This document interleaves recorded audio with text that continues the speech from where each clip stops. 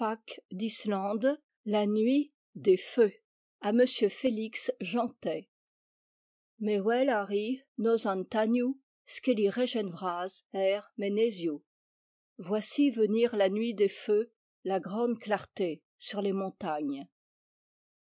À Motreff, un soir de juin. J'y étais arrivé dans l'après-midi, vers les 4 heures, après une longue étape à travers le grand pays montueux, sous un ciel variable, qui tantôt flamboyait d'un éclat intense, tantôt croulait en averses torrentielles. Un ciel de Bretagne d'été, semi-pluie et semi-soleil. Des maigres bourgades qui hérissent çà et là de leurs clochers grêles les cimes dénudées de la sierra bretonne, Motreff est, je crois bien, celle qui offre l'aspect le plus sauvage et le plus chétif. Quelques masures en pierre de schiste, au ton de vieille lave, se pressent misérablement autour d'un cimetière surélevé formant terrasse, où l'église, parmi les tombes, semble elle-même une tombe plus vaste, enfouie qu'elle est à demi dans le sol et coiffée d'un toit trop lourd, avec des fenêtres basses, à ras de terre, pareilles à des soupiraux. Point de rue, mais d'étroits chemins, ravinés comme des lits de torrents. Devant les seuils, du fumier, des bêtes, des enfants.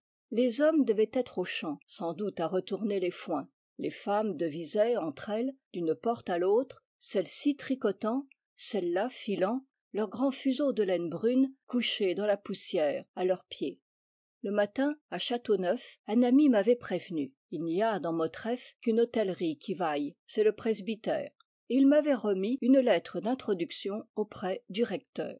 Le meilleur des hommes, ce vieux prêtre, avait-il ajouté. Un paysan lettré, très naïf de cœur et très fin d'esprit. Une âme délicieuse, tu verras. À l'entrée du bourg, j'étais tombé au beau milieu d'un troupeau de fillettes. C'était l'heure de la sortie de l'école, chez les sœurs.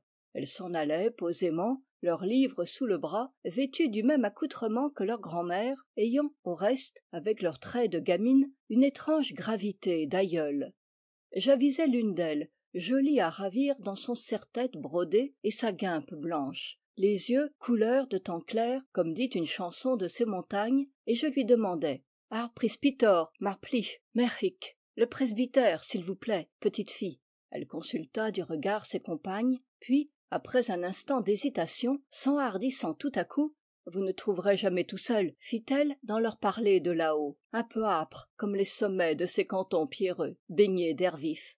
Je vais vous conduire. » Le fait est qu'avec les indications même les plus précises, j'aurais pu errer longtemps aux abords du presbytère de Motreff, non seulement sans en découvrir l'accès, mais encore sans me douter qu'il subsistât un logis quelconque, habitable pour un être humain, parmi la jonchée de ruines où je m'engageais sur les pas de la fillette, après je ne sais combien de détours dans les ruelles du village. C'était derrière l'église, dans un enclos entouré, par places, de pans de murs délabrés, plantés d'arbres poussés au hasard. Un sentier serpentait dans l'herbe, à droite et à gauche gisaient des troncs monolithes, des chapiteaux de colonnes brisées. Un pignon solitaire, débris d'un sanctuaire inachevé, à ce que j'appris plus tard, laissait par son ogive veuve de vitraux voir sur le ciel lointain le défilé processionnel des nuages. Les travaux, commencés vers 1789 et interrompus pendant la Révolution, n'avaient plus été repris depuis lors. Dans la partie inférieure s'ouvrait une espèce de porche enguirlandée de lierre et de chèvrefeuilles, et que fermait mal une claie vermoulue. « Soulevez le loquet, me dit la fillette. Ici, c'est la cour. Passez la meule de paille, vous suivrez la charmille. La maison est au bout. » Et, sans attendre mon remerciement, sans prendre garde à la menue monnaie que je lui tendais, elle me tira, les mains en croix sur la poitrine, la révérence que les sœurs lui avaient enseignée, et, légère comme un cabri, elle disparut dans le feuillage. Un soir de juin, à Motreff. Nous avions fini de dîner dans la grande salle, aux boiseries de chêne luisant, où le couchant allume des reflets de cuivre. Une ombre douce descend du plafond sur la figure chagrine de Pie IX, sur la figure narquoise de Léon XIII, dont les portraits se font pendants de chaque côté de la pièce.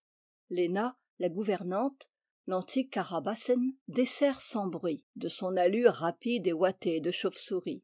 Et voici qu'elle apporte les liqueurs, du cassis, de sa fabrication, une autre encore qu'elle est seule à bien réussir. De la prunelle, cher monsieur. Hein, quel bouquet! Ça sent le fruit sauvage, cueilli à même la haie. Respirez-moi ce parfum. Il me comble de prévenance, l'excellent recteur. Nous trinquons à la mode des gens d'église, avec le doigt, sans choquer les verres.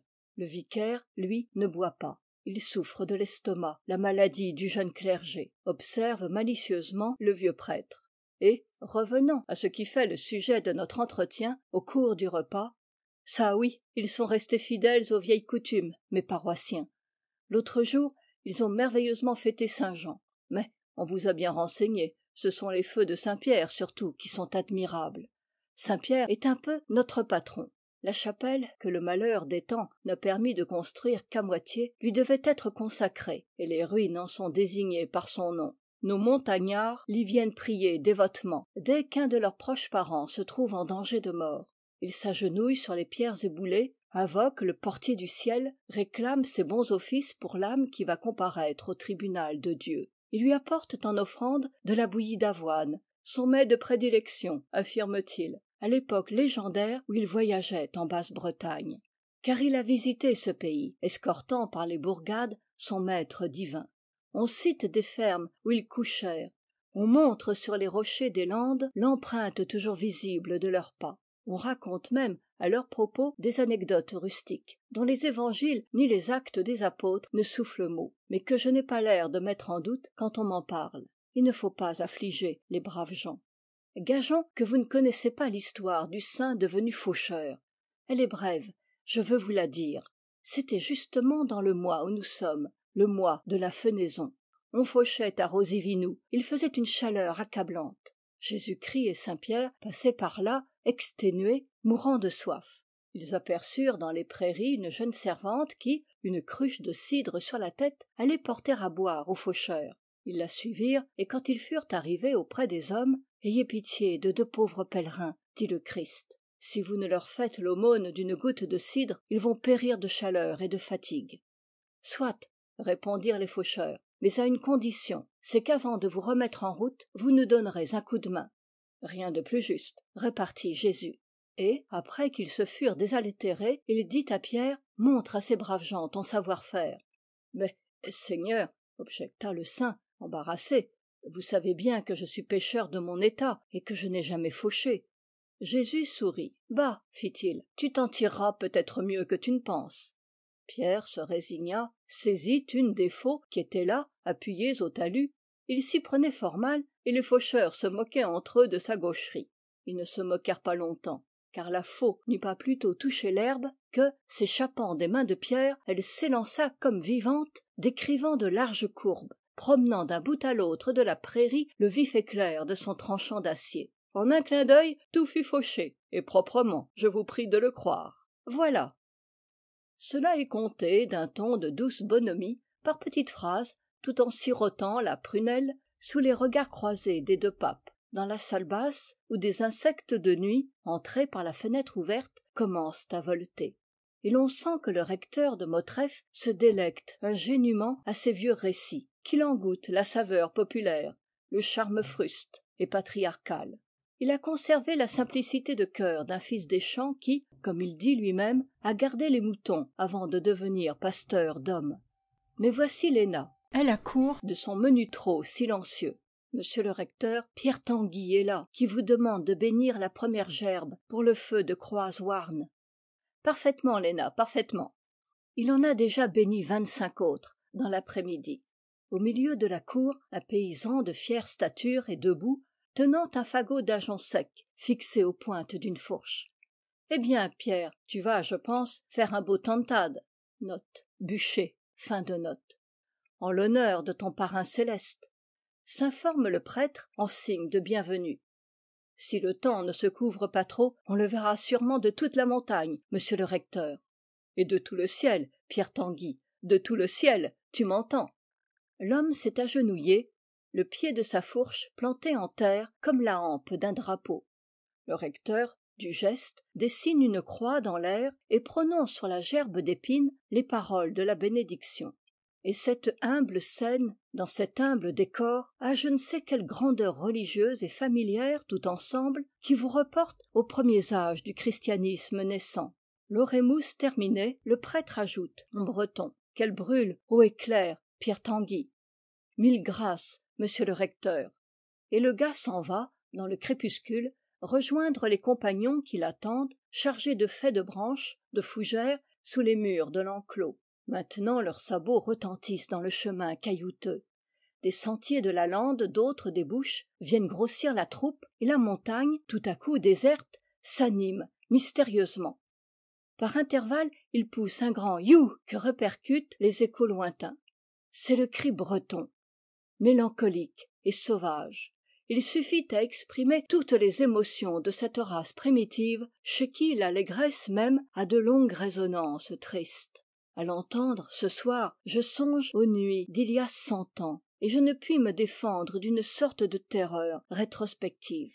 Que de fois il a dû troubler ainsi le silence quasi tragique de ces parages, modulé sinistrement d'une cime à l'autre par des chouans à l'affût. 2.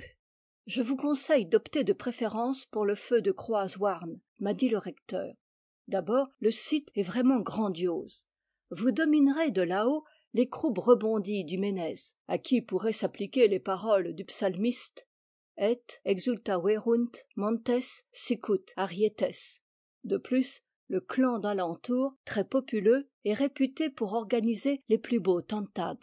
Nul doute que cette année encore il se pique d'honneur, car l'esprit local y est d'une ferveur jalouse qu'en mainte occasion j'ai dû modérer. Vous m'excuserez si je ne vous accompagne point.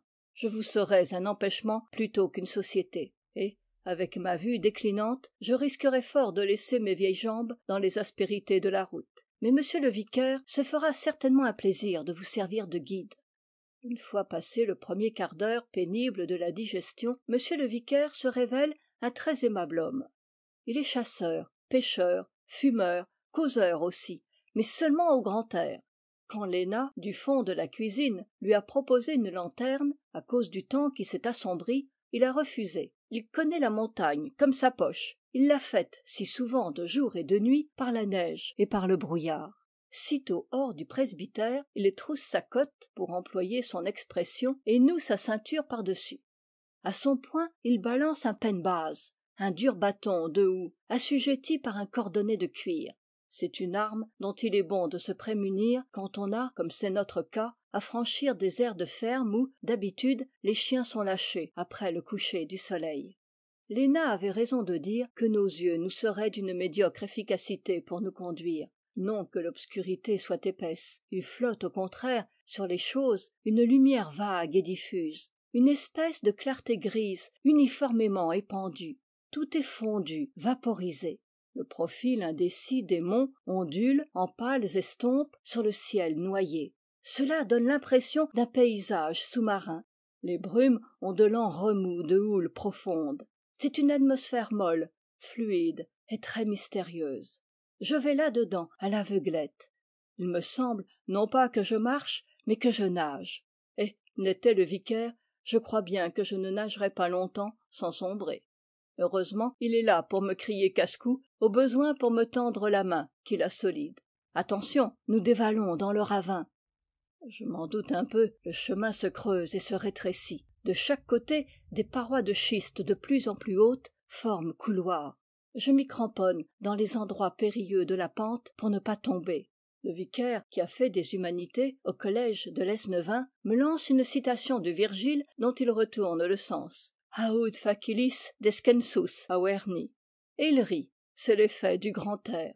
Ce sport nocturne l'a mise en gaieté. Une éclaircie. Les noires murailles de pierre s'écartent, s'abaissent, s'évanouissent. À l'ornière inégale, hérissée de véritables stalagmites, succède un tapis moelleux, d'une fraîcheur humide, odorante, toute parfumée d'une senteur de foin coupé. Nous traversons les prés, ceux de Rosivinou, justement, où Saint-Pierre but du cidre et fit voir aux gars de Motreff une manière nouvelle de faucher. Sur l'autre versant, la pente est moins raide et le sentier zigzague à fleur de sol dans de vastes genétais. Puis ce sont des champs de seigle, de luzerne, de colza. Des métairies bombent leurs toits de chaume sous des bouquets d'arbres bizarrement tordus. Elles sont vides, silencieuses, toutes lumières éteintes. Les gens sont montés au tantad. Parfois un molosse bondit hors de sa niche en aboyant, mais il n'a pas plutôt flairé la soutane de mon compagnon et reconnu sa voix qu'il regagne sa litière, la queue basse. Le prêtre partout ici est de la maison. Parfois aussi, dans les pâtis qui avoisinent la ferme, une figure apocalyptique se dresse, démesurée, monstrueuse, traînant un bruit de ferraille. Et c'est quelque cheval entravé qu'on a laissé paître à l'air libre, selon la coutume du pays, en cette saison. À mesure que nous nous élevons dans la montagne, nos oreilles perçoivent là-haut un murmure de plus en plus distinct. Il y a foule sur le sommet. On dirait le bourdonnement d'une ruche immense. Des appels se croisent. Des nourrissons, arrachés à leur premier sommeil, pleurent aux bras de leur mère. Un troupeau de vaches, épars dans une lande, à peu de distance du lieu du tantad, pousse des meuglements affolés. Les foires du Moyen-Âge, où les transactions se prolongeaient jusqu'au cœur de la nuit, ne devaient pas offrir un spectacle plus barbare, ni des contrastes plus saisissants. Les rangs s'ouvrent devant nous. On salue respectueusement le vicaire, on l'apostrophe à la façon bretonne. « Ah, vous êtes venu aussi, monsieur le curé ?» Le brouillard s'est allégé, le paysage se dessine. À la crête du mamelon, sur un piédestal de roche brute, apparaît le tronçon mutilé d'une croix. La partie supérieure manque. Il ne reste d'intact que le fût de granit et les branches. Cela ressemble à quelque gigantesque idole décapitée. C'est ce calvaire qui a fait donner à la cime son nom de Croaz-Houarn. Un seigneur, dit-on, l'érigea en expiation d'on ne sait plus quel forfait. Mais il est plus probable qu'il fut élevé, comme tant d'autres, pour désaffecter, en quelque sorte, et sanctifier un haut lieu, voué de temps immémorial à d'antiques superstitions païennes, dont la cérémonie qui se prépare n'est elle-même qu'un lointain ressouvenir. Le bûcher occupe une esplanade gazonnée, un peu en avant de la croix. On n'a pas encore fini de le construire, d'autant plus qu'à tout moment survient quelque nouvel arrivant, homme ou femme, garçon ou fillette, ployant sous un fardeau de bois mort.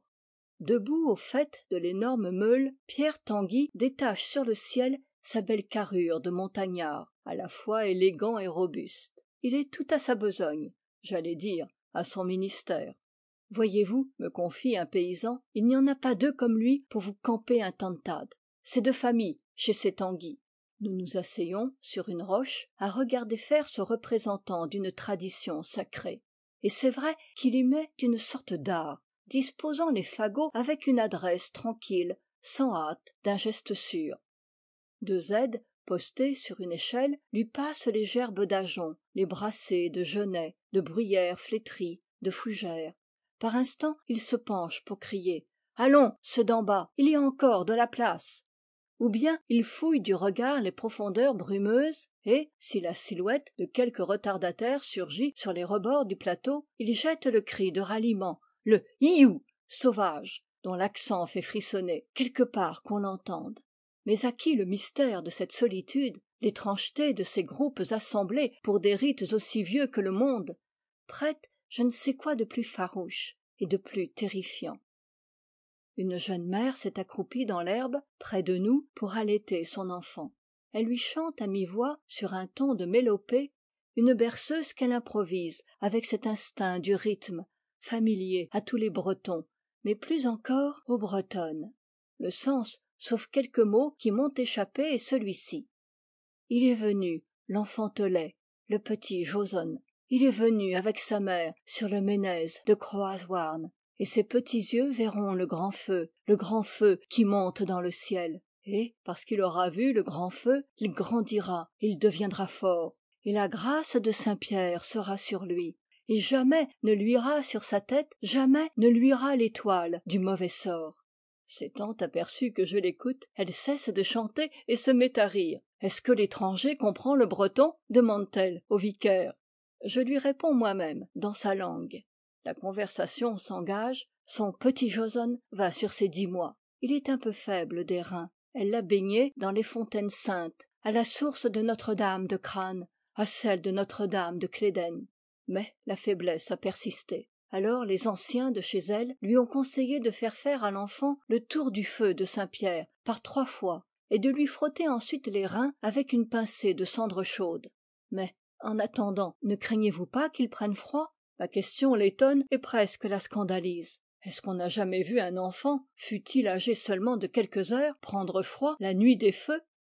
Une vieille qui s'est approchée dit: de mon temps, les paralytiques se faisaient transporter jusqu'ici, sur une civière, quel que fût l'état du ciel. Et il y en avait qui jetaient leurs béquilles dans le brasier, assurés qu'ils n'en auraient plus besoin, tant était grande leur foi en saint Pierre et dans la vertu de son tantad. N'est-ce pas la vérité vraie, ce que j'affirme là au gentilhomme? Parle, Marie-Renée. La commère dont elle invoque le témoignage a son mot à placer, elle aussi. Et celle-là fait signe à d'autres qui en appellent d'autres encore. De sorte que nous avons bientôt devant nous un demi-cercle compact de femmes célébrant sur tous les tons, de leurs voix claires ou chevrotantes, les mérites innombrables, la puissance sans limite de tous les feux en général, du feu de Croaz Houarn en particulier. C'est à qui puisera dans sa mémoire les faits les plus surprenants. L'une a vu, l'autre a entendu conter, et elles s'excitent mutuellement, elles s'exaltent, elles crachent dans les paumes de leurs mains et lèvent les bras au ciel pour attester la véracité de leurs dires. Le vicaire ne laisse pas de faire une mine assez embarrassée. Ils sont d'une orthodoxie suspecte, tous ces miracles attribués au tantad. Et les récits pénétrés qu'en font les paroissiennes de Motreff ressemblent moins aux paraboles évangéliques qu'aux hymnes des Védas en l'honneur d'Agni. Fin de la section 6. Pâques d'Islande, la nuit des feux. 3. Où est la fille à la guirlande? A crié Pierre Tanguy. Le bûcher est terminé. Il ne reste plus qu'à suspendre à l'extrémité de la perche qui en forme l'axe la guirlande de fleurs qui le doit couronner. Et c'est à une fille de 20 ans, la plus fraîche héritière du clan de Croaz Houarn, qu'il appartient de mettre au tantad cette parure suprême. Gaïd, Gaïd Anne Tinevez, brame la foule comme en délire. La Vierge, car il faut qu'elle n'ait pas connu d'homme, s'avance, un peu confuse, la tête baissée, et monte à l'échelle au milieu des acclamations de tout le peuple. Pierre Tanguy l'aide à se hisser jusqu'au sommet. Son bras, passé derrière sa taille, lui fait un sur-rempart, et elle peut vaquer sans crainte à la décoration du bûcher. Elle attache d'abord à la pointe du mât une quenouille vêtue de laine blanche, puis, alentour, elle dispose les fleurs, des digitales arborescentes comme il n'en pousse que dans ces cantons, des iris des prairies, des silènes, des orchidées sauvages, des chapelets de feuilles de houx. Le gars et la fille sont descendus. Tanguy constate avec satisfaction que les apprêts ont marché vite. Nulle flamme encore ne brille sur les ménez circonvoisins. Cette année, comme les précédentes, le feu de Croaz Houarn va donner le signal de l'embrasement sacré. Paix, maintenant, et rangez-vous. C'est toujours le beau paysan qui commande en maître. Armé de sa fourche, il fait reculer la foule à une distance respectueuse du tantad et docilement on lui obéit. L'instant solennel est arrivé. Le silence, le recueillement est complet. L'assistance, massée en cercle, garde une immobilité pour ainsi dire religieuse dans l'attente du premier jet de clarté, de la soudaine montée de flamme dans la nuit. On ne peut lire sur les visages, mais les attitudes sont caractéristiques. Dans toutes ces âmes continue de vivre intensément les deux grands sentiments qui se sont partagés l'humanité primitive. La peur de l'ombre et l'adoration de la lumière. Appuyé des deux mains sur un bâton, soutenu à gauche et à droite par Tanguy et par un autre montagnard, un vieillard tout cassé se traîne qu'à un quart vers le tantad. À côté de nous, une femme murmure « Tant mieux, puisque le Tadiou a pu venir. » Et le vicaire me chuchote à l'oreille « Saluez le Nestor du pays. On ne sait au juste quand il est né, mais assurément pas dans ce siècle. Un drôle de corps, je l'extrémise en moyenne 4 fois par an. Il appelle les gens de la maison pour le regarder mourir, reçoit le viatique, s'endort, et le lendemain se réveille en demandant sa soupe. C'est ça une mémoire qui doit en contenir des trésors. Malheureusement, il est sourd comme un pot, et, d'ailleurs, tombé en enfance. Il est si vieux qu'il n'a plus de nom. On dit, en parlant de lui, le Tadiou, l'ancêtre. Les autres quartiers de Motreff l'envient, paraît-il, à Croaz Houarn. Ils n'ont pas, pour mettre le feu à leur bûcher, de personnages aussi vénérables, et dont l'âge se perde aussi loin dans la profondeur des temps. Et puis, le Tadiou possède des secrets. Il a vécu dans le commerce des grands sorciers d'autrefois. Il a retenu de leur bouche des recettes magiques qu'il a fait serment de ne jamais révéler, mais qu'il utilise à l'occasion pour le bien de ses proches. Que si Ses facultés ordinaires se sont éteintes, ses facultés surnaturelles persistent. Il ne sait plus le sens des formules qu'il marmonne, mais les paroles qu'il prononce machinalement n'en agissent pas moins par leur vertu propre. Sa présence au feu de Croaz-Houarn n'est pas pour rien dans la réputation dont ils jouissent. Il écarte d'un geste les nuages prêts à crever. Il modère la violence du vent. Il incite la flamme à brûler, à resplendir, à s'élever vers le ciel, pacifique et bienfaisante. C'est là, du moins, ce qui se raconte. Il faut voir avec quelle déférence Pierre Tanguy et son acolyte escortent les pas chancelants de ce débris d'humanité quasi séculaire. Maintenant, il lui place dans la main une chandelle allumée, une de ces longues et minces chandelles de résine qui sont encore le seul mode d'éclairage usité dans les chaumières bretonnes, aux veillées d'hiver.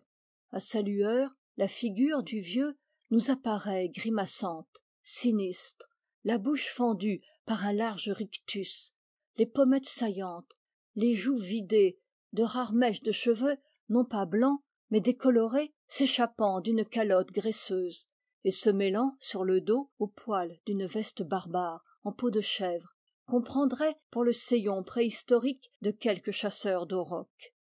Il esquisse un signe de croix, bredouille 2 ou 3 mots indistincts, l'oraison du feu à ce que prétendent les commères, et plonge enfin le brandon dans une ouverture que l'architecte paysan a eu soin de ménager à la base du tantad. Là est la gerbe bénite, celle qui doit flamber la première dans tout bûcher construit selon les règles. Je regarde l'assistance, les corps sont penchés, les coups tendus en avant. La flamme hésite un instant, puis l'ajonc pétille avec un bruit sec, et des langues de feu jaillissent comme de la gueule embrasée d'un four. Elles escaladent les flancs du tantad, vont lécher là-haut les digitales et les iris, dont les tiges frémissent et se tordent. En même temps, une clameur retentit, une clameur frénétique, hurlée en chœur par quelque 200 voix d'hommes, de femmes, d'adolescents. Han tan, han tan. Note. Le feu, le feu. Fin de note. Les mères secouent les nourrissons endormis dans leurs maillots, les érigent en l'air devant la flamme sainte au bout de leurs bras levés. Que la bénédiction de Monseigneur Saint-Pierre soit sur nos petits. Si rapidement qu'on l'ait édifié, le bûcher ne laisse pas d'avoir été pénétré par le brouillard, de sorte qu'il s'en exhale une fumée épaisse qui enveloppe peu à peu toute la cime. Et le spectacle est fantastique de ce grouillement d'ombres humaines, au milieu de ces tourbillons grisâtres, qu'illuminent à tout moment de brusques éclats d'incendie. Mais des souffles passent, brises intermittentes des nuits d'été. Les fumées montent, planent, se dispersent en retombant, et glissent vers les bas-fonds où elles s'évanouissent comme les fantômes long voilés des légendes. Et, sur la crête balayée, le feu règne en maître, le feu père de la sécurité, le feu qui chasse les terreurs mauvaises et ramène les pensées fortifiant, le feu vivante idole des premiers âges et qui éveille encore comme un frisson des anciens cultes dans la conscience tenace des celtos bretons. La masse entière du tantad flamboie avec des grondements, des râles sourds, une puissante haleine de monstre. Il hérisse son immense crinière rouge, plongeant les lointains, le cirque des montagnes environnantes, en des ténèbres d'autant plus profondes qu'il rayonne d'un éclat plus ardent. Le ciel, dont les brumes se sont déchirées, semble une mer immobile, suspendue très haut, où, çà et là, des archipels de nuages revêtent aux lueurs du brasier de somptueuses teintes de pourpre. Mais c'est surtout l'assistance qui donne au tableau son relief énergique, sa grande et forte originalité. La race est belle dans ces montagnes. Il y a, parmi cette foule violemment éclairée, des types merveilleux de Bretons bruns aux figures rases et fines, hâlés par le soleil et par le vent, et dont les traits respirent une distinction native, l'espèce de majesté particulière aux tribus de pasteurs. Les hommes portent le choupen, la veste de laine rousse ou de peau de bête, jetée en travers sur l'épaule. L'entrebâillement de la chemise de chanvre laisse voir le cou maigre, la poitrine robuste et velue. Quant aux femmes, elles ont une fleur de jeunesse vraiment exquise, très vite fanée, paraît-il, bien avant la trentaine, à cause des fatigues multiples et des labeurs disproportionnés, mais dont les couleurs, plus tard, semblent se raviver avec l'âge et répandent jusque sur les rides des vieilles comme un renouveau de fraîcheur.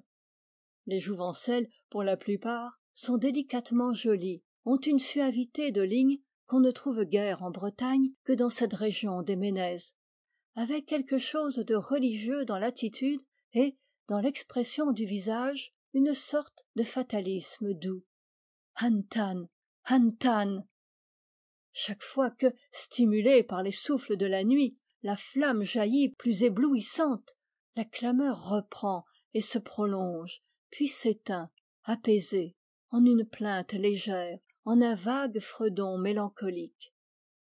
Durant un intervalle de silence, un petit homme grêle, à mine souffreteuse, s'approche du bûcher, en arrache un tison et le faisant tournoyer au-dessus de sa tête. « Écoutez, Jean, dit-il, écoutez la chanson du feu. » À sa mise proprette, à la finesse et à la blancheur de ses mains, à ses jambes arquées, les genoux en dehors, il est aisé de reconnaître en lui un de ces tailleurs de campagne qui passent les journées assis à la façon des Bouddhas sous l'auvent de paille des granges, à coudre patiemment, d'une aiguille aussi épaisse qu'une haleine de cordonnier, les vêtements inusables des laboureurs de ces contrées. Ils gagnent à ce métier leur nourriture et un salaire de 20 liards. Mais ils y goûtent, en revanche, des joies de contemplation et de pensée, interdites aux fermiers qui les emploient, même aux plus cossus. Tandis que leurs bras travaillent d'un mouvement machinal, leur esprit vogue en liberté par les chemins ondoyants du rêve. Fils d'une race qui ne semble faite que pour la vie intérieure et qui reçut au berceau le don de poésie, il rumine au cours des longues heures sédentaires les épisodes de quelque histoire merveilleuse ou les couplets de quelque chanson. « C'est cela, dites à Gwerz, la Gwerz du feu !» cria la foule au tailleur de Croaz-Houarn. Et, sans cesser de brandir son tison, il commence. Et voici que, de la poitrine étriquée de cette espèce d'avorton, s'élève une voix superbe, d'un registre si mâle, d'une sonorité si ample, que ses accents font vibrer au loin les murs de ténèbres de la nuit. Il chante. Hola, Potred, hola, Mered, lezet ur koan anter debred, lezet ar loa bars skudel, hagari e hanhoz zantel, mewel arinoz an taniou, skelerien vraz meneziou, taniou santian, taniou sanprer, gretou peb hini totever, bars skudel lezet ar loa, ur bar keneud der varbep skoa, neb vo an diveza fenoz, von diveza aer baradoz. Hola, garçon, hola, fille, laissez votre repas à moitié mangé, laissez la cuillère dans l'écuelle, car elle arrive, la nuit sainte, je vois venir la nuit des feux, la grande clarté sur les montagnes, feu de Saint-Jean, feu de Saint-Pierre, faites chacun votre devoir. Dans l'écuelle, laissez la cuillère, jetez un fagot sur chaque épaule. Celui qui restera le dernier cette nuit sera le dernier au paradis. La sueur coule du front du chanteur. Il s'éponge du revers de sa manche, s'arrête un instant pour souffler, tandis que l'assistance répète en chœur ce verset d'allure biblique où flambe la vision du haut paysage nocturne illuminé par les tantad.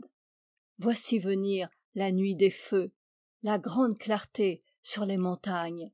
Hardi, hardi, Potharwesken, prononce en guise d'encouragement Pierre Tanguy. Note. L'homme au dé. Fin de note. Et le petit tailleur repart de plus belle. Il montre les gens des métairies, chefs de maison, ménagères, bouviers, charretiers, servantes, et jusqu'aux enfants à la mamelle, grimpant en files interminables vers les placîtres consacrés. Il énumère tous les lieux de Motreff que des bûchers couronnent cette nuit, semblables à des tours. Il célèbre spécialement le bûcher de Croaz-Houarn, qui est au-dessus des autres, comme le clocher de l'église au-dessus des toits du village. Il dit la splendeur du brasier, les étincelles tourbillonnant comme une danse d'étoiles, les portes du ciel s'ouvrant avec le bruit d'une musique, et Saint-Pierre, debout sur le seuil, sa grande barbe blanche au vent, bénissant les terres du domaine, promettant à ceux qui les cultivent toutes les prospérités. Répandez la cendre du tantad, vous verrez pousser la semence. Suspendez le tison calciné au chevet du lit, vous verrez croître les enfants. Celui qui a composé cette chanson n'est qu'un pauvre homme des plus humbles. Herri Rohan, tailleur de son état, il a chanté pour le tantad. Qu'une vieille à présent récite les grâces, et faisons tous le signe de la croix. Sur cette invitation à la prière se termine la chanson du tailleur. Il était temps qu'elle prît fin, car le petit homme est à bout de force. Ses tempes ruissellent, ses cheveux pleuvent. Il n'en redresse pas moins son buste court sur ses jambes en forme de parenthèse, et, dans son regard, une fierté brille, quand, par manière d'applaudissement, la foule s'écrie d'une seule voix « Que la bénédiction de Saint-Pierre soit sur Herri Rohan !» Un paysan me dit, d'un ton de confidence: « Vous l'avez entendu, n'est-ce pas que c'est un vrai chanteur? Nous l'appelons entre nous le rossignol du Ménez. » Lorsqu'il y a 2 ans mourut l'ancien sacristain de Motreff, le recteur vint trouver Herri et lui proposer la place. L'offre était d'importance, 50 écus d'appointements fixes, autant et plus de casuels, sans compter les 3 quêtes d'usage dans la paroisse, quête de beurre, quête de lard, quête de froment. Tout autre se fût empressé d'accepter, mais il fallait abandonner l'aiguille, quitter le quartier, aller habiter le bourg, vivre toute la journée à l'église, se tenir prêt au premier appel. Herri Rohan répondit par un merci qui était un refus. « Je suis un oiseau des Landes, dit-il au recteur, et je ne sais chanter qu'en plein air. Vous pensez, mon gentilhomme, si nous lui en avons été reconnaissants. Lui parti, la montagne de Croaz-Houarn restait comme une veuve. Qui eût égayé nos veillées? Qui eût rimé le chant des épousailles pour le mariage de nos filles?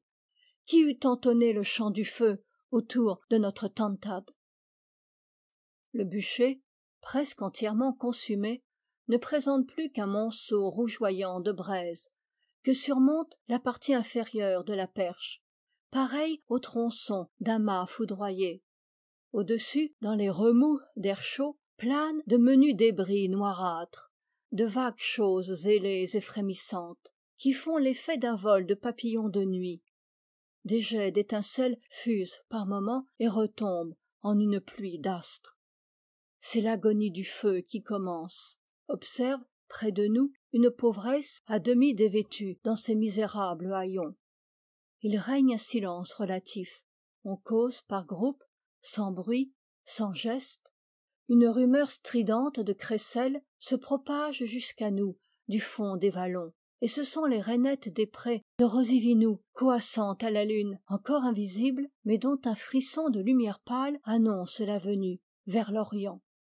À mesure que décroît la clarté du tantad, tout le décor environnant, noyé d'abord comme dans une mer de ténèbres, se précise peu à peu, surgit pour ainsi dire de l'abîme informe, reprend une physionomie, un visage, découpe en arêtes de plus en plus vives sur le vaste horizon ses lignes austères et tourmentées. On a l'impression d'être au centre d'un immense paysage de pierre, tout frais sorti du chaos. Et, sur tout le pourtour de ce cirque démesuré, au sommet de toutes ces cimes, massées les unes derrière les autres comme un troupeau, des feux s'allument, flamboient, balaient le ciel, incendié de leurs larges reflets sanglants. J'essaye d'en faire le dénombrement, mais, de minute en minute, on en voit poindre de nouveaux dans les lointains, et le compte est sans cesse à recommencer. Le vicaire me les nomme, le doigt tendu. Celui-ci en face, c'est Kervrer. Celui-là, c'est Rosemeur. Et voici Beghaoun, le pic de l'effroi. Puis Saint-Adrien, Balanec, Toulahéron. Mais il s'y perd lui-même dans sa kyrielle de noms barbares. La contrée entière apparaît comme un camp mystérieux, constellé de feux de bivouac.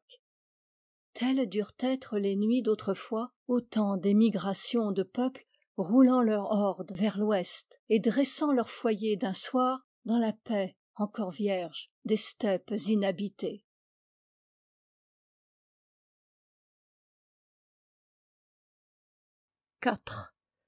Motreff, le vicaire, le Tantad, j'ai tout oublié. Debout sur le point culminant du mont, je regarde, comme en une fresque d'ombre animée par d'incertaines lueurs, se mouvoir les hommes des âges inconnus. J'évoque ces passants de l'histoire primitive. Je suis au milieu d'eux, un des leurs. J'écoute, adossé aux haies mal équarries d'un chariot, le récit de leur longue aventure. Le timbre clair d'une voix d'enfant qu'accompagne en sourdine un bourdonnement de grosses voix me fait retourner. Devant le tas de braise qui illumine encore d'un rayon mourant le placître de Croaz-Houarn, une fillette à genoux marmotte très vite avec une sorte de glapissement aigu une série d'oraisons en langue bretonne. À genoux aussi, l'assistance donne les réponses. C'est la prière autour du Tantad. Pour être plus entièrement à leur dévotion, les mères ont posé à terre leurs nourrissons enroulés dans leurs tabliers. Je demande à quelqu'un tout bas, ce n'est donc pas le vicaire qui dit les grâces? Le vicaire, fait-il étonné, c'est un prêtre serviable et un excellent homme, mais il n'est pas du quartier que je sache, il n'a rien à voir ici.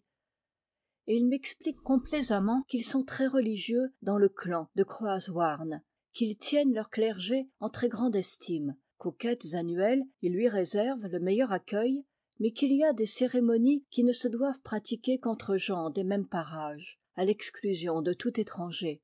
Cela s'est toujours fait ainsi. Agir autrement, ce serait aller contre la loi des ancêtres. Est-ce qu'on invite le prêtre à la nuit des morts, le soir de la Toussaint, à moins qu'il ne soit de la famille? Eh bien, à la nuit des feux, on ne l'invite pas davantage. Libre à lui d'y venir en qualité de simple spectateur, si bon lui semble, mais quant à y participer, non pas. Je lui objecte qu'en Trégor, c'est le recteur, en surplis, l'étole au cou, qui met le feu au bûcher. C'est donc que les Trégorois, riposte-t-il, ne respectent plus les vieux usages. Nous, de la montagne, pour rien au monde, nous n'y voudrions manquer. Au plus ancien du pays, il appartient d'allumer le Tantad. À la plus ancienne, il appartient de réciter les grâces. Comment se fait-il que ce soit une enfant? Ce soir, oui, la prieuse habituelle, la grand-mère de cette fillette, est restée malade au lit. Elle a tout le corps enflé. Il paraît même que son heure est proche, car, dans la journée, les vitres n'ont cessé de trembler, ce qui est, comme vous savez, un signe grave. Alors, ne pouvant venir, elle a délégué la petite pour la remplacer. Elle s'y entend d'ailleurs comme pas une vieille du canton, la gamine. Écoutez-la seulement, un curé même ne débiterait pas mieux. Ainsi me parle le bon montagnard, non sans s'interrompre de temps à autre pour répondre un ora pro nobis aux litanies des saints que la prieuse, par procuration, estropie maintenant, vaille que vaille, et qu'elle va faire suivre en un latin non moins sauvage d'un long chapelet de profundis. Accroupie sur les talons de ses sabots, le front incliné sous une cape de flanelle blanche, bordée d'un galon de velours, les mains jointes sous le menton, elle a un délicieux profil de pastoure, de Jeanne d'Arc au chant, avec, dans l'expression du visage, un mélange d'entêtement et de douceur. Je reconnais en elle ma petite amie de tantôt, l'élève des sœurs du bourg, la fille au bond de cabri qui m'a montré le chemin du presbytère. Ai-je dit qu'elle a nom Tina, Stéphan? Elle se dépêche, se dépêche. Des vieilles derrière elle lui soufflent. La braise grisonne, Tina, le feu va mourir. Le rite exige que les grâces soient terminées avant que la dernière lueur s'éteigne, et la voix de l'enfant précipite les syllabes avec le murmure pressé, argentin et monotone d'un ruisseau qui trotte parmi les cailloux. En face de moi, Le Tadiou, à qui l'ankylose de ses jambes ne permet plus de se prosterner, se tient courbé sur son bâton de chêne et mâchonne on ne sait quoi. entre ses gencives édentées. Ses prunelles fauves, des prunelles de loup, s'éclairent en ce moment d'une apparence de pensée, comme si la flamme du tantad lui avait rendu le sens de la vie et, plongeant jusqu'au fond de sa mémoire en ruine, en avait fait se lever les fantômes de ses souvenirs. Quelles images du passé peuvent bien se remuer dans cette conscience falote, dans ce cerveau quasi momifié d'un témoin de 100 ans, malheureusement muré dans sa surdité comme dans une tombe. Pierre Tanguy non plus ne s'est pas agenouillé. Il semble pontifier debout de l'autre côté du feu, ainsi qu'un prêtre à l'autel. Sa haute stature se détache, lumineuse, sur le ciel d'azur sombre, criblé d'étoiles. En son accoutrement farouche, la main droite appuyée au fer de sa fourche, il donne l'impression de quelque chef antique, présidant à la prière commune, appuyé sur son sceptre fruste en forme de trident. « Allons, prononce-t-il, sitôt que les grâces ont pris fin, placez-vous pour la procession des âmes. » On se range derrière lui, en silence, et un étrange défilé s'organise autour des restes du tantad. Il s'avance le premier avec le Tadiou, qu'il soutient par l'aisselle. La foule le suit, rythmant son pas sur le sien, les hommes en tête, puis les femmes, et, en dernier lieu, les enfants. Tina Stéphan ferme le cortège. 3 fois, l'imposante théorie rustique passe et repasse devant la cendre qui couve encore et d'où achève de s'exhaler en fumerons blanchâtres l'esprit du feu. Après chaque tour, on fait une pause. La fillette dit « Dwe da bardono, Hanahanon » Dieu pardonne aux âmes défuntes. Et le chœur répète à mi-voix les paroles de la supplication funèbre. La scène est émouvante dans ce cadre grandiose et triste, sous le dais majestueux de la nuit. Le 3e tour accompli, Pierre Tanguy tire de la poche de sa veste une pierre arrondie, un de ces galets de schiste, polis par les eaux des torrents, qui jonchent en ce pays le flanc raviné des montagnes. Il le marque avec le pouce d'un signe de croix et le dépose à ses pieds d'un geste religieux sur la lisière du tantad. Un à un, les autres l'imitent. Une triple, une quadruple ceinture de pierre enserre de ses replis concentriques le brasier qui s'éteint. Et comme j'en demande la raison, c'est pour les Anaon, m'est-il répondu. Car elles vont venir, les pauvres âmes errantes qui font leur stage de pénitence dans ce désert. Arrachées à leur solitude par tout ce bruit, par tout cet éclat, déjà elles s'agitent confusément, bruissent parmi les bruyères, les herbes, les regains d'ajoncs. À peine les vivants se seront-ils dispersés qu'elles s'abattront, légères et pressées comme des tourbillons de feuilles automnales, sur l'aire chaude où s'éleva le bûcher. Et pour elles, le feu renaîtra, le feu des morts, flamme pâle et douce dont les clartés ne se voileront qu'aux approches du jour, quand retentira le premier chant du coq dans l'une ou l'autre des fermes du Ménez. Toute une moitié de nuit, elles auront droit de revivre leur existence disparue. Défunts et défuntes du clan de Croaz-Houarn se reconnaîtront, se bonjoureront, rentreront pour quelques heures dans leur personnage d'antan. Ils deviseront là des choses qui leur furent chères, comme jadis aux veillées du soir, devant l'âtre, dans les logis qu'ils ont abandonnés, et c'est pour leur servir de siège que l'on sème autour du tantad ces 3, ces 4 rangées de pierres. Chacun de nous a ramassé la sienne aux abords de sa maison, me disent ces braves gens. Vous savez peut-être le proverbe, si tu veux trouver ton lit bien fait, ne te couche point sans penser à tes morts. Il ne me trompait pas, l'ami qui me promettait, pour prix de mes courses dans ces montagnes, le spectacle d'une race demeurée fidèle, à travers les âges, aux plus antiques conceptions de l'humanité. Cependant, sur l'ordre de Tanguy, 2 gars s'élancent vers la croix qui domine de son spectre sans tête le sommet du mont. Ils gravissent le piédestal de roches brutes, se campent debout de chaque côté du tronc de granit tout velu de lichens et de mousse. On va procéder selon l'usage à la mise aux enchères de la cendre du tantad. L'homme à la fourche rappelle brièvement les conditions imposées. Ne peuvent prendre part à l'adjudication que ceux qui ont fourni leur brin d'ajonc, de fougère ou de paille à la construction du bûcher. L'adjudicataire devra laisser à tout assistant la faculté d'emporter une poignée de cendres. Ne sont pas compris dans la vente les morceaux de bois non entièrement consumés. Enfin, l'enlèvement des cendres ne se fera qu'une heure après le chant du coq, au jour déjà clair, par respect pour les anaôn. C'est entendu, n'est-ce pas? La foule répond par un sourd murmure d'acquiescement, et les enchères commencent. Qui parle le premier? Interroge Tanguy en promenant sur les groupes son regard perçant. La voix flûtée d'une vieille dit « Saint-Pierre me soit en aide, j'offre 6 réaux. » Note. Les Espagnols ont longtemps séjourné en Bretagne, pendant la Ligue. De là, sans doute, l'habitude bretonne de compter par réaux, le réal valant 25 centimes. Fin de note. Tanguy se tourne vers les 2 paysans perchés sur le socle du calvaire. « 6 réaux !» crie-t-il. Et les 2 paysans, unissant leurs voix, brament de toute la force de leurs poumons, sur le mode à la fois véhément et plaintif d'une espèce d'incantation sauvage. « 6 réaux en aumône à Saint-Pierre. Heur veher, heur veher, diou veher. » Note. Une fois, 2 fois. Fin de note. Le son tremble, meurt, renaît, se prolonge. C'est poignant et sinistre. On dirait l'ululement d'une bête aux abois, ou encore, à cause de cette croix à figure de potence, l'appel de détresse d'un couple de suppliciés.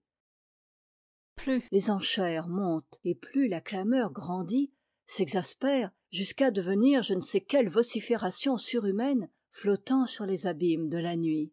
J'en ai le cœur serré chaque fois qu'elle s'échappe de la bouche de ces 2 hommes, immobiles là-haut, sur cet entassement de roches, et qu'on prendrait pour des statues de pierre sculptées au pied de la croix. Aussi n'est-ce pas sans quelque soulagement que je vois s'abaisser enfin la fourche de Pierre Tanguy, donnant à entendre que les enchères sont closes. L'heureux adjudicataire est un métayer du lieu de Kéralzy. Coût 3 écus de 3 francs, qu'il versera dimanche matin, après la messe basse, au trésor de Saint-Pierre, dans l'église de Motreff. « C'est pour rien, » grogne un vieux pâtre. « De mon temps, la cendre du tantad valait le prix d'une bonne vache. » À quoi un autre ancien réplique : « Une année, mon père, resté acquéreur, dut, pour se procurer la somme, vendre un champ. » Toute la cime vibre sous un lourd piétinement de sabots. On se presse, on se bouscule, pour emporter au plus vite la poignée de cendre à laquelle on a droit.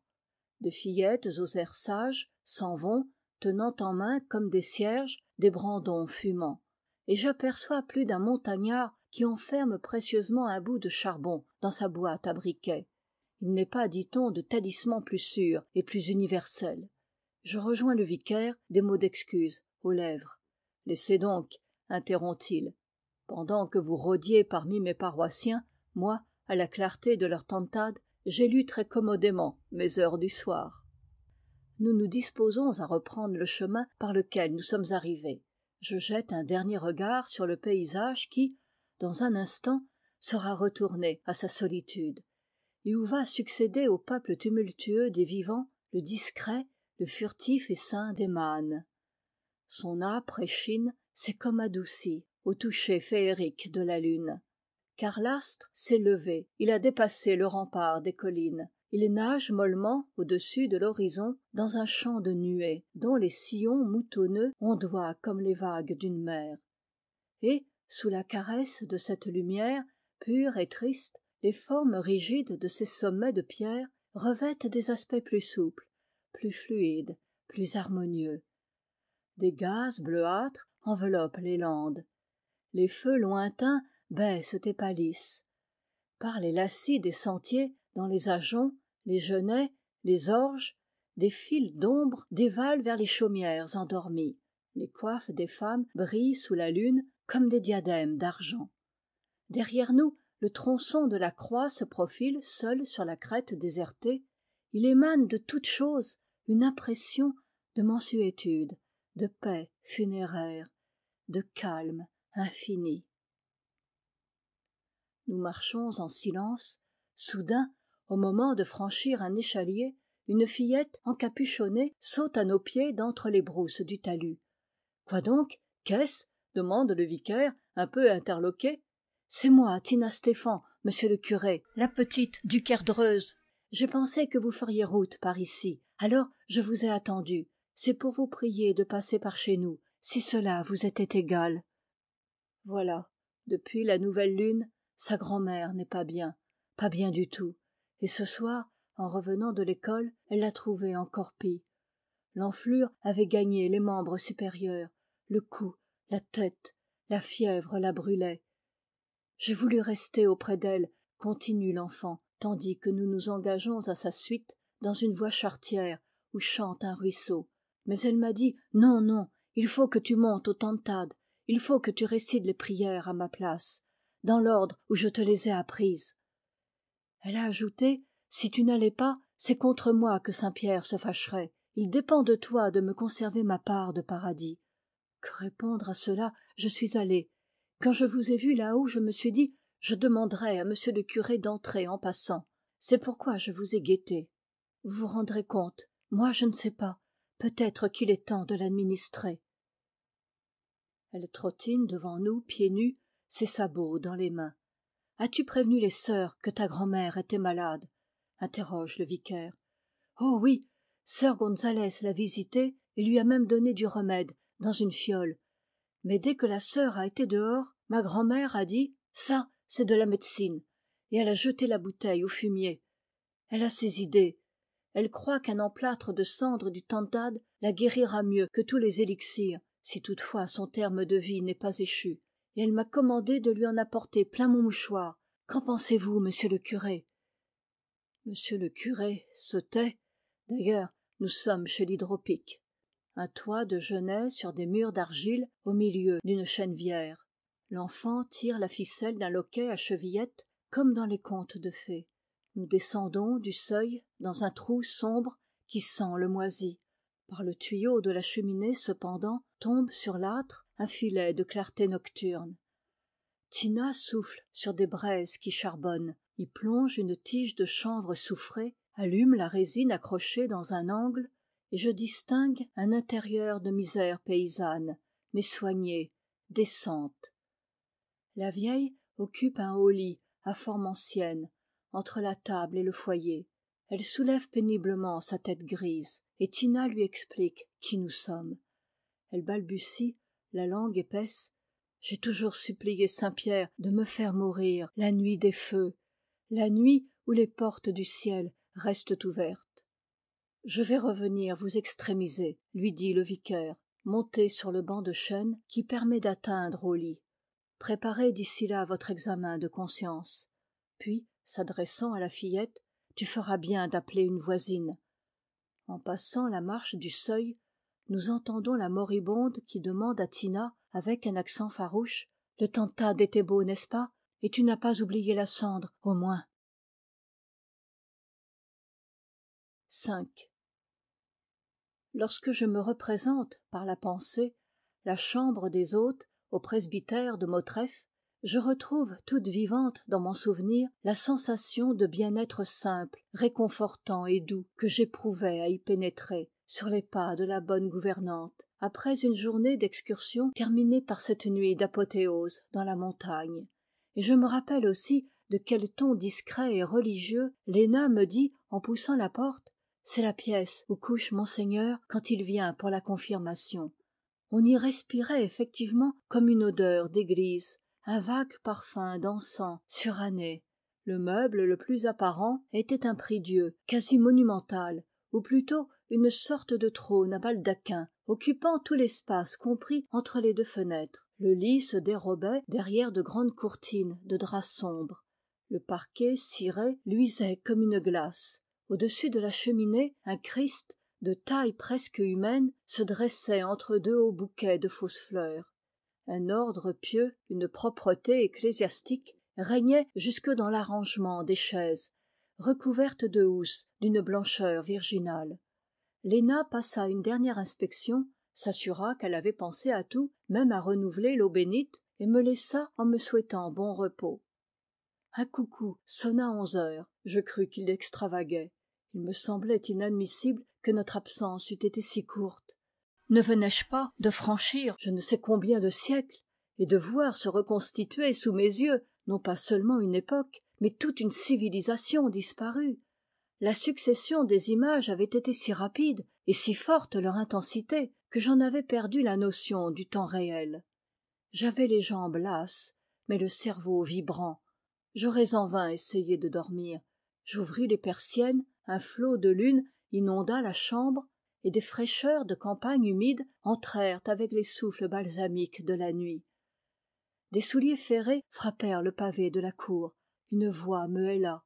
C'était le vicaire qui reprenait le chemin de Croaz Houarn, son sac noir en bandoulière, pour aller extrémiser la vieille prieuse. « Voyez donc l'étrange phénomène d'optique, fit-il. Ne dirait-on pas là-bas à la mer ? Il me montrait de la pointe de son bâton une échappée de landes bleuâtres fuyant vers le sud, entre deux croupes de terre haute, telle en effet qu'un bras de mer entre deux promontoires. Il y a même des phares, répliquai-je, en désignant des feux lointains qui brûlaient encore. Il s'enfonça sous les arbres du verger. Je restai seul à veiller dans le vieux logis presbytéral. J'approchai une table de la fenêtre et, moitié à la lueur d'une bougie, moitié à la clarté de la lune, je me mis en devoir de consigner sur mon carnet de route les péripéties de la soirée. Autour de moi, c'était un silence absolu, féerique, un silence d'enchantement. La voie lactée dormait aux plages du ciel, comme ces rivières marines qui miroitent épandues parmi les sables. De temps à autre, une étoile, innommée, s'épanouissait, décrivait une courbe brusque, phosphorescente, et replongeait dans l'inconnu. Je ne pouvais lever la tête sans voir naître ainsi et sombrer des mondes. Un propos entendu sur le lieu du Tantad me revint à l'esprit. C'était au moment de la débandade. Une fermière, en prenant congé d'une autre, lui avait dit « Allons, Dieu merci, la nuit sera limpide, Marie-Jeanne. » Et Marie-Jeanne avait répondu « Oui, l'on verra passer les âmes. Tâchez d'en compter beaucoup. Et vous aussi. » Douces et poétiques croyances. Chaque étoile qui file est une ombre qui se libère, qui émigre des bas-fonds expiatoires vers les sphères de la félicité. La nuit des feux en est labourée de ces blancs sillages d'âmes volantes, d'âmes délivrées. C'est la saison d'amnistie, de clémence divine, d'universel pardon. Péchés d'autrefois, souillures anciennes, la flamme qui court de sommets en sommets a tout épuré. Saint-Pierre, si rude d'ordinaire, se fait accueillant. Pénètre qui veut au paradis, les portes en sont grandes ouvertes. Filez, étoiles, passez, défunts. Et dans les lits clos les vivants, jusqu'à ce qu'enfin le sommeil les terrasse, demeurent les yeux fixés sur l'étroite lucarne ménagée dans le mur de pierre ou d'argile, qui forme une des parois de leur couche. Autant ils auront vu d'astres désorbités traverser ce pan de ciel, autant ils compteront de morts chéris, entrés au séjour des pures joies. Et naturellement, c'est à qui on comptera le plus. L'avant-veille, à Châteauneuf, un sabotier des bois de Trégourez m'avait confié que, la nuit du Tantad, ni lui ni ses compagnons ne restaient enfermés dans les huttes. Chacun s'en va de son côté, gagne quelque roche élevée, dans un endroit découvert de la forêt. Il y en a même qui grimpent à la cime des arbres pour embrasser du regard une plus grande étendue de firmament. Au crépuscule du matin, l'on s'achemine vers le rendez-vous convenu, qui est l'auberge la plus prochaine. Là, on s'interroge, on se demande l'un à l'autre « Combien d'âmes sauvées parmi tes défunts ?» Celui qui en a vu s'évader le moins, pour s'être endormi le premier, paye l'amende. Une bouteille d'eau-de-vie, entre tous. On trinque en disant « Dieu fasse paix à ceux qui ne sont plus. » Et personne ne triche ? Question sacrilège à laquelle l'homme avait riposté vertement. C'est un état errant que celui du sabotier. J'ai visité bien des cantons. Je n'ai pas encore rencontré de chrétien qui osât tricher avec ses morts. L'avouerai-je. bercé moi-même tout enfant dans ces exquises superstitions de ma race, j'allais, je crois bien, céder à leur magique influence et peut-être m'attacher comme les pâtres de ces monts à dénombrer les étoiles fugitives, quand tout à coup le mugissement inattendu d'un corn-boud déchira le silence et rompit le charme. On eût dit une de ces sirènes si mal nommées qui, par les temps de brume, font retentir de leur son rauque les parages dangereux de la mer bretonne. Ce ne pouvait être la trompe du réveil appelant les faucheurs aux prairies. L'heure n'était point assez avancée, le coucou ne marquait pas encore minuit. Je me penchai au dehors et prêtai l'oreille. Et là-bas, très loin, vers Cléden-Poher, Gourin, Roudouallec, je perçus de vagues rumeurs, des murmures de foule. Puis des voix s'élevèrent, éparses, clamant toutes le même chant indistinct. J'en reconnus le rythme sauvage, avec son finale monotone, strident et plaintif. Heur veher, diou veher. On criait en hâte les enchères tardives autour des derniers tantad. Soudain, tout bruit se tut.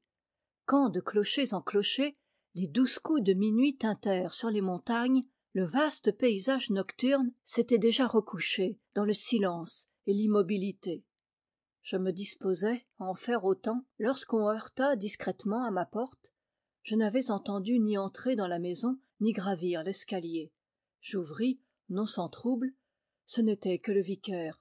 « Trop tard, me dit-il. Vraiment, la pauvre vieille ? Je l'ai trouvée morte, un emplâtre de cendres sur la poitrine. » Fin de la section 7.